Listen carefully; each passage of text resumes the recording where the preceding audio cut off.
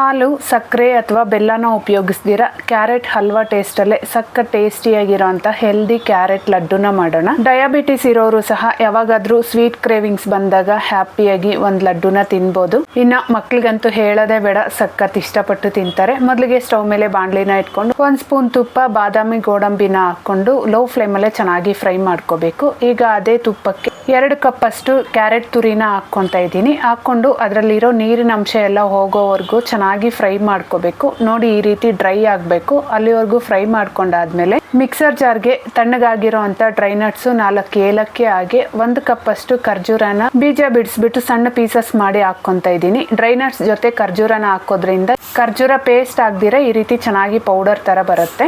2 cup carrot ತುರಿಗೆ 1 cup ಖರ್ಜೂರ sweet correct ಆಗಿರುತ್ತೆ. In case ಕಡಿಮೆ ತಿನ್ನೋರಾದ್ರೆ 3/4 ಕಪ್ ಖರ್ಜೂರನ ಹಾಕೊಂಡು ತಣ್ಣಗಾಗಿರೋಂಥ ಕ್ಯಾರೆಟ್ ತುರಿ ಸಹ ಹಾಕಿ ಚೆನ್ನಾಗಿ ಗ್ರೈಂಡ್ ಮಾಡ್ಕೊಂಡು ಈ ರೀತಿ ಲಡ್ಡು ಶೇಪ್ ಅಲ್ಲಿ ಮಾಡ್ಕೋಬೇಕು. ಕೊನೆಯಲ್ಲಿ ಒಣಕೊಬ್ಬರಿ ಪುಡಿಗೆ ಹಾಕಿ ಕೋಟಿಂಗ್ ಕೊಟ್ರೆ ಸಕ್ಕ ಟೇಸ್ಟಿಯಾಗಿ ಅಟ್ರಾಕ್ಟಿವ್ ಆಗಿರೋಂಥ ಹೆಲ್ದಿ ಕ್ಯಾರೆಟ್ ಲಡ್ಡು ರೆಡಿ. ಇಷ್ಟ ಆದ್ರೆ ವಿಡಿಯೋನ ಲೈಕ್ ಮಾಡಿ. ಬಾಯ್.